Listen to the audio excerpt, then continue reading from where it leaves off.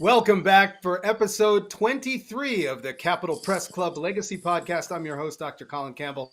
On this day in Black history in 1898, that's right, November 10th, 1898, we may have had the only coup d'etat on record in the United States. This is when a group of about 2,000 white men burned down the city and Wilmington, North Carolina's only African-American owned newspaper, the Daily Record.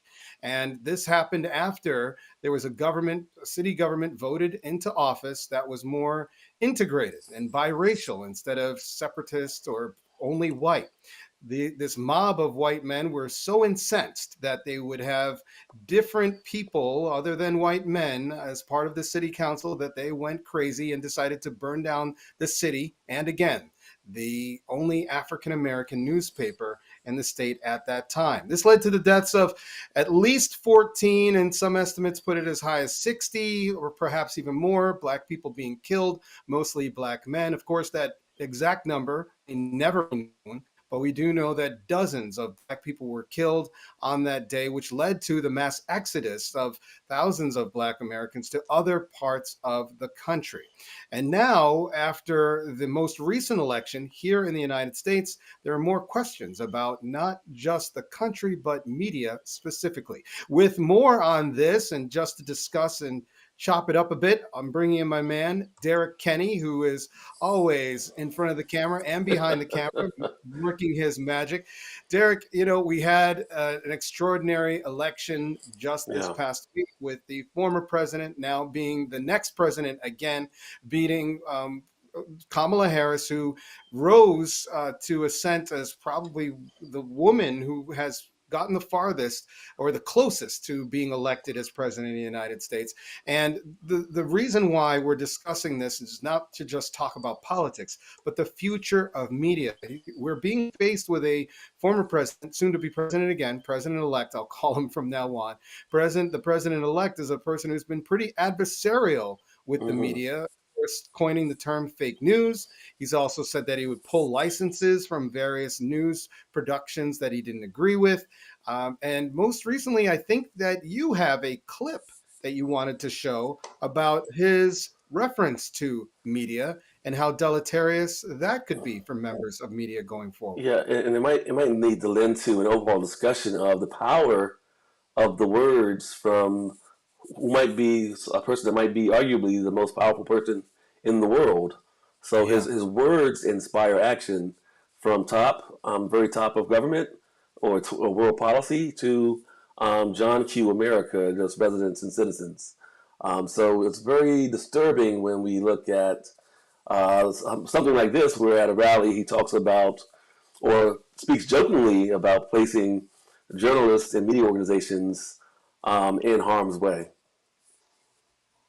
The former president begins a swing state blitz this morning in North Carolina, the day after telling supporters he, quote, should not have left the White House after the last election. In Pennsylvania yesterday, Trump expanded on the dark rhetoric that has marked the final weeks of his campaign. He repeated false claims of election fraud while calling the Democratic Party, quote, demonic. And he suggested he wouldn't be bothered if another attempted assassination put reporters covering his campaign in harm's way. And I have this piece of glass here, but all we have really over here is the fake news, right?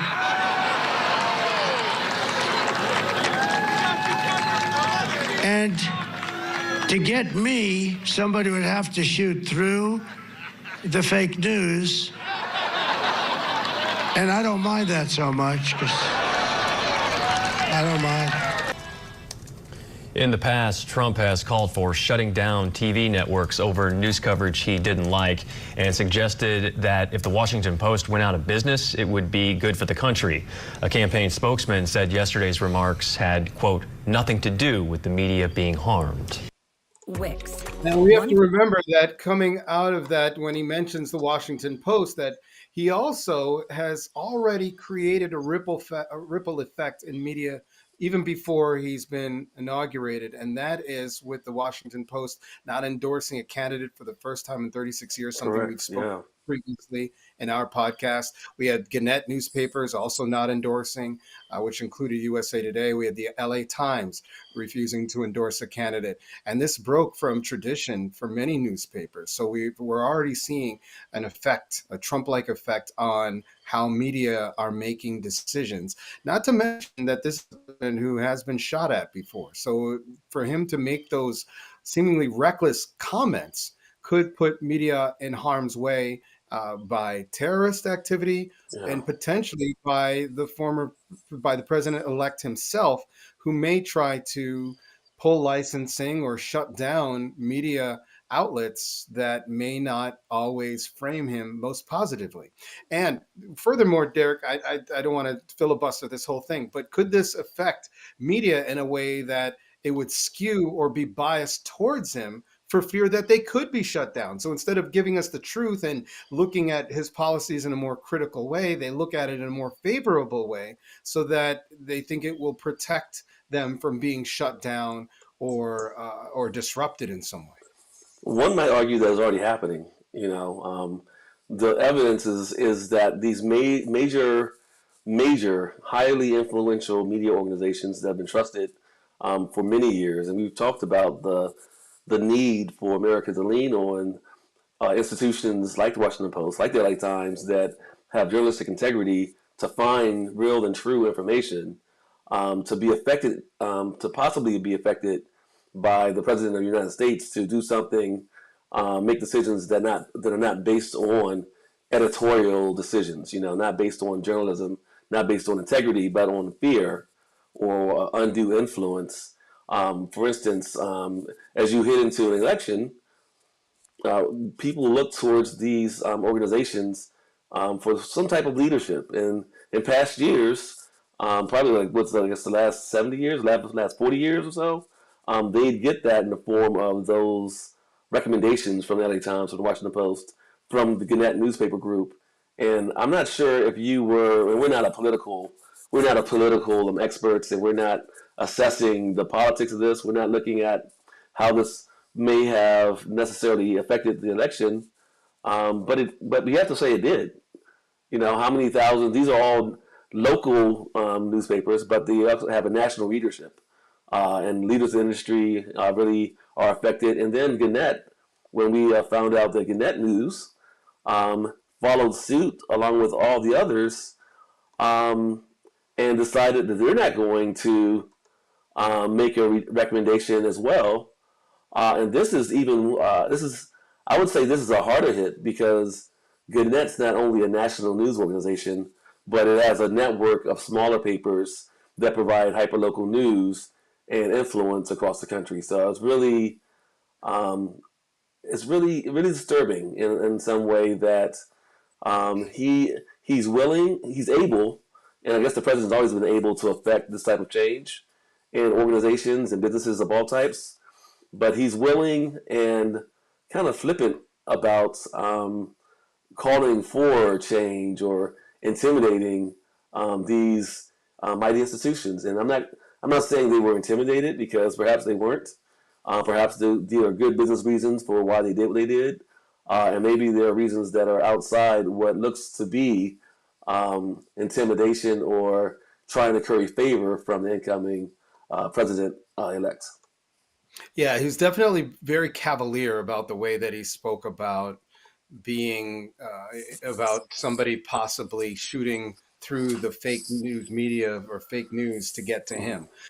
Very reckless speech, considering that he has been a target before. And one of the hallmarks of our democracy, or what we call a democracy in our nation, is a free press, sometimes called the fourth column or the fourth institution, the one that keeps all of the other branches of government held to account. And we're looking at an election now where the president-elect may have it may be politically leaning towards him in all the branches of government. So it's almost like, could he possibly start to control media without any accountability because he has heavy influence over Congress and the Supreme Court, and of course, him being a part of the executive branch. So this could have some serious implications about media going forward. We're not hearing this conversation a whole lot in legacy media. I wonder if they're afraid to talk about it because, again, we have seen the president threaten to pull licenses from various broadcast outlets. We saw him try to ban reporters from the White House because of what were antagonistic questions. So this is not a president. This won't be a president who is unfamiliar with being disruptive or antagonistic towards media. No, not at all, not at all. And we're not. This is not an indictment of the president. No, he's free to speak his mind as any resident or citizen of the United States of America is willing to speak their mind. But we'd love to see him show a bit more responsibility when he's talking about the lives of people that are only doing their jobs or ensuring that America has access to a free press and news that's delivered with integrity, with thought and with skill, that tells the whole story, a complete story, done by people that are good at doing that. There's just a world of fake news out here, Colin, and these legacy organizations may be the last bastion of truth for America, and for them to be in jeopardy physically as individuals covering the news or as larger organizations that are being threatened to face some type of retribution for how they report the news. It's startling. It's scary. I can't imagine. I don't want to live in America where there is no truth or people are afraid to speak the truth, especially those that have been able to speak the truth for the duration of our democracy, like the large part of our democracy post-industrial revolution.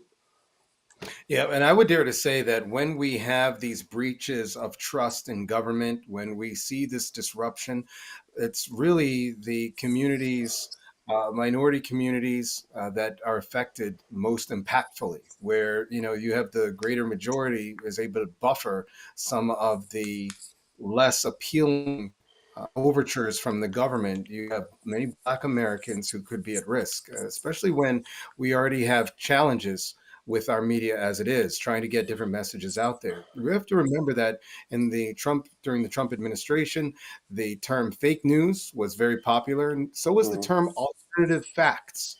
What exactly are alternative facts? I really don't know. That was something that Kellyanne Conway said, one of the, I guess, I wouldn't say she was the official White House spokesperson, but she was kind of like an advocate or a Trump whisperer, so to speak.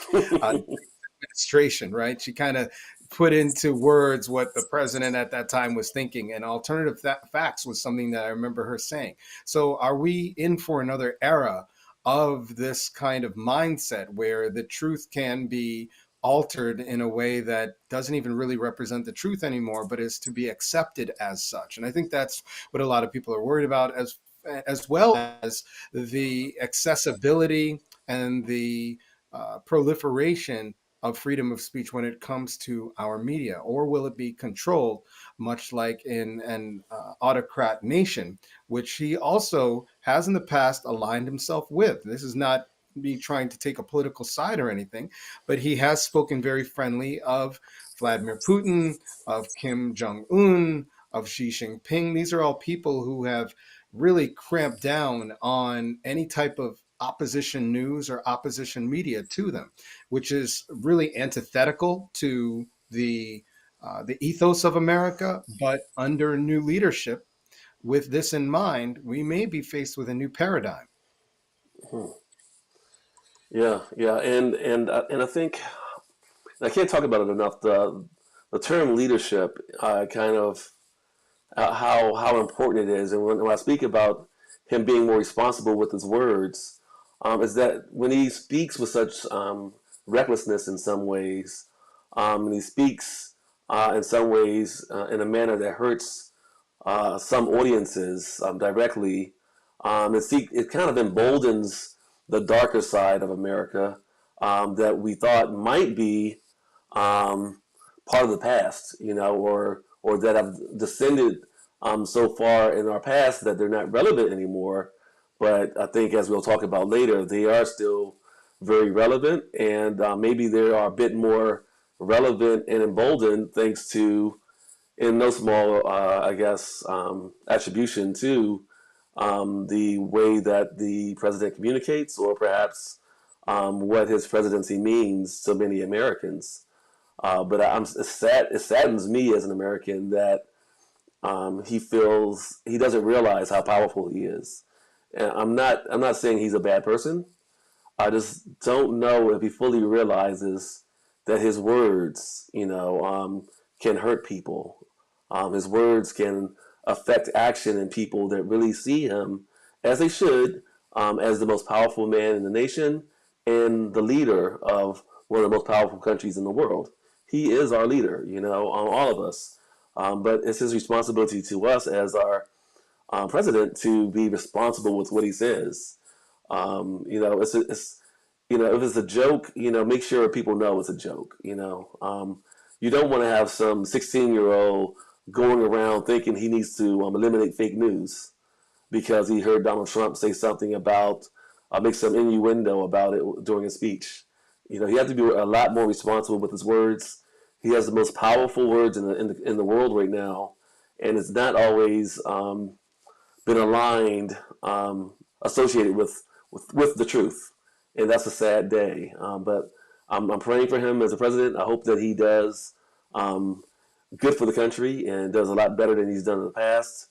But it's concerning for me, especially when he attacks the media and puts the media in a position where it seems that they are making decisions that aren't based on what's best for the American public or for their media organizations. It's an interesting time that we live in.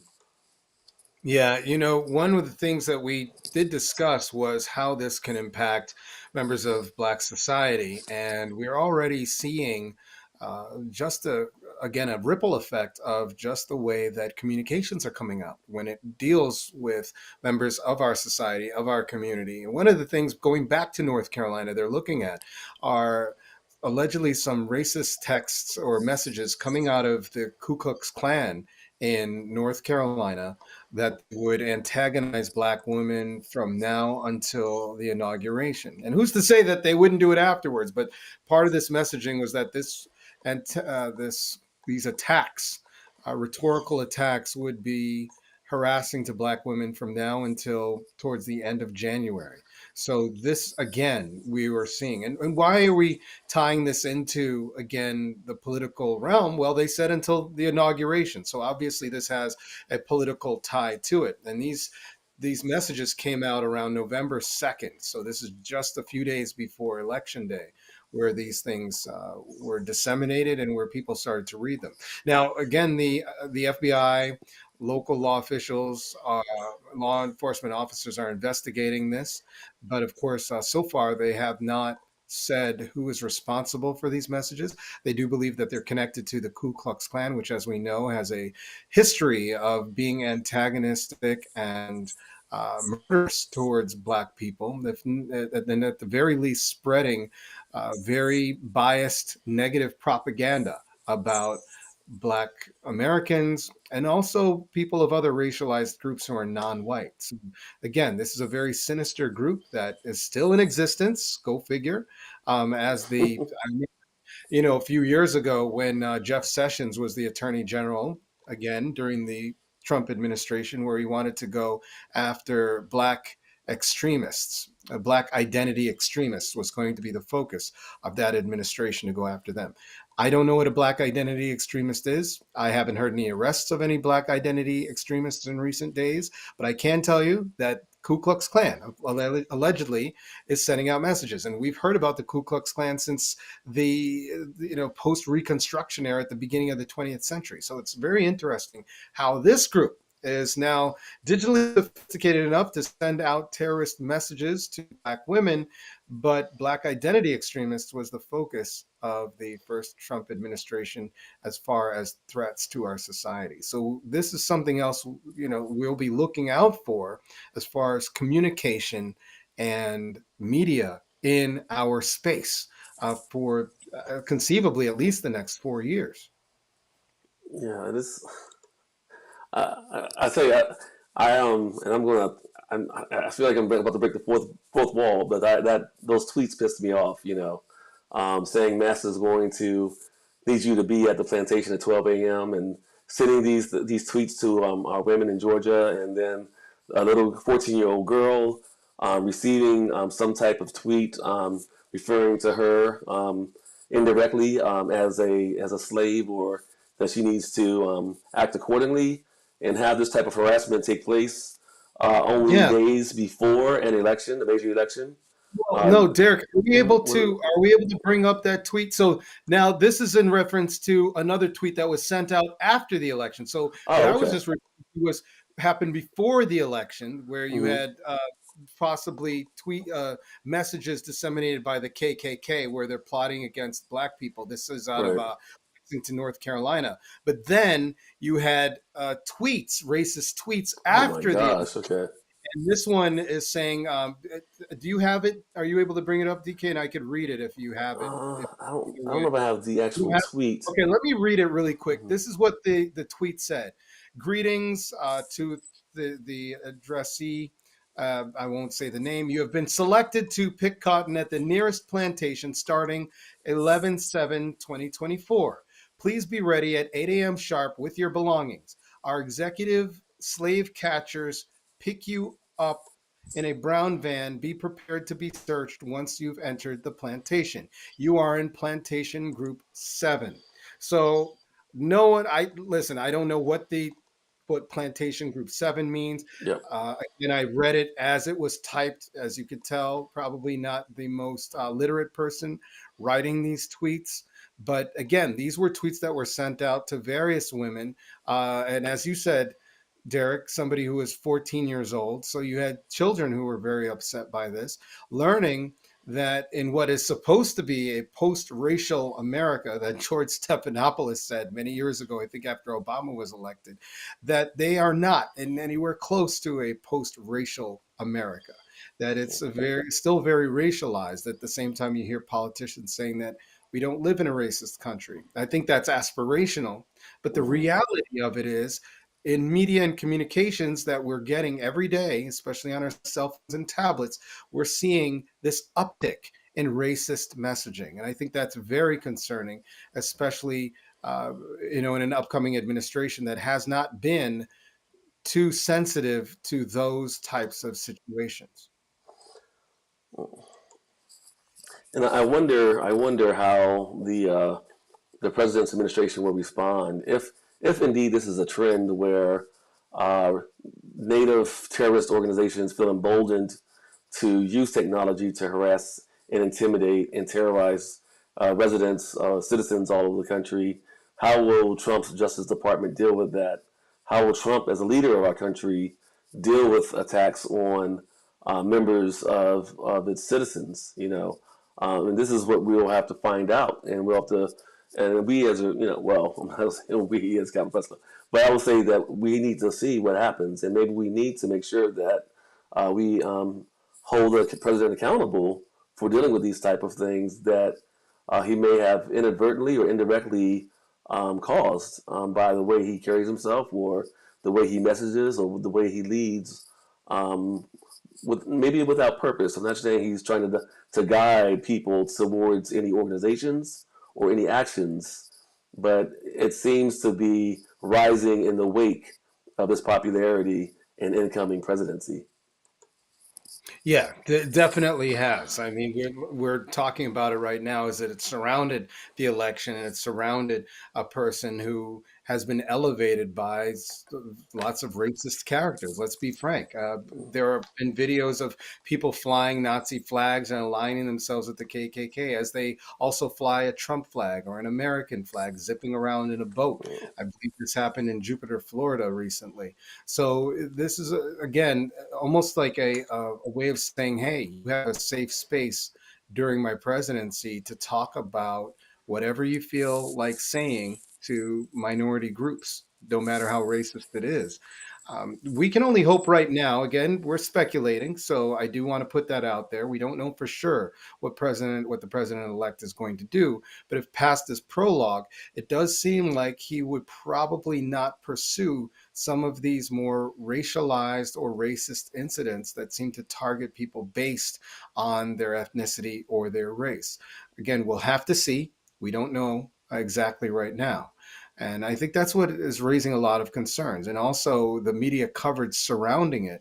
When you look at some of the more conservative media, say Fox News, for example, looking at these incidences of racist tweets, it's not being covered as much as it is in other media outlets. So you're getting a majority of the population who may not even be aware that this is going on, if they indeed care, but they wouldn't know if they cared or not because they're not even being introduced to that information. The reason why I say that, for those who may not be following my train of thought here, is that Fox News is the largest or most watched cable news program in the country. So therefore, the majority of the population watching news coverage is watching what's happening on Fox News. So if and they base their reality on what they're seeing on Fox News or OAN. So if they're not seeing that there's an uptick in racist rhetoric, that the racist tweets were sent out just after Trump was elected, they're not accepting that as part of the reality of what's happening in America, which can make things a lot more difficult for those who are experiencing this as part of their reality. So again, that's why it's kind of troubling, right, DK?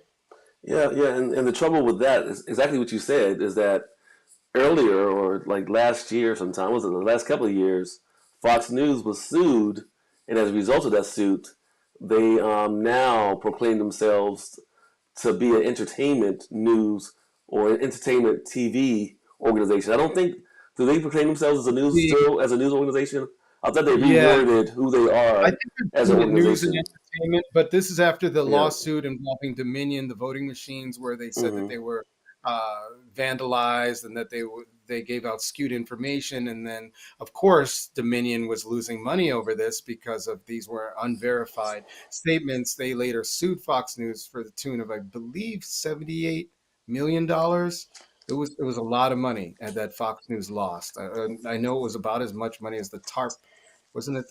I don't know, but I don't want to get into those figures. But I do believe it Right. was close to $80 million that Fox lost because of the fact that they were spreading mistruths about the Dominion voting machines. But again, they're spreading mistruths and misinformation about that. What else do they spread misinformation about that the public is absorbing as truth? And again, that's something that we in the media are definitely concerned about going forward when you have an administration that doesn't seem as committed to the truth as past presidents, as past politicians have. And again, Black people would be getting the worst end of the stick because of the disparities that we already face that we need to report on. If they are underreported or misreported or misrepresented, that could cause further damage to Black society.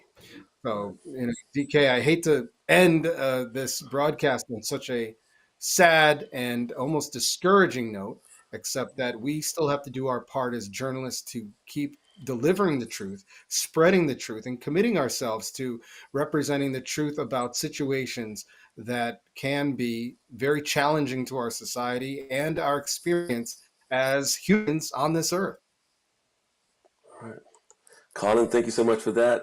I guess Yeah. as you close it out, let's end it on an up note or uptick, Okay. and give a round of applause to the Vice President Kamala Harris for running an outstanding campaign. All of her constituents and her power trust that catapulted her up in a short amount of time from being a vice president to being a really legitimate president contender for the most powerful office in the entire world.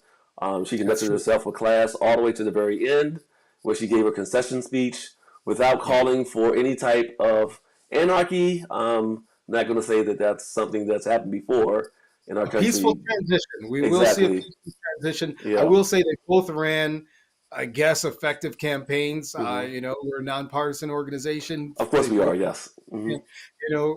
Campaigns, because obviously the president-elect is now the president-elect, Yeah. even though Harris run a very good campaign herself. So apparently they both did. But we will be faced with these circumstances starting in the end of January 2025, and we'll have to keep going forward, regardless of who is in office, to keep providing the truth as journalists, especially in the interests of Black society and other underrepresented groups. With that, we hope to see you for episode 24. Take care.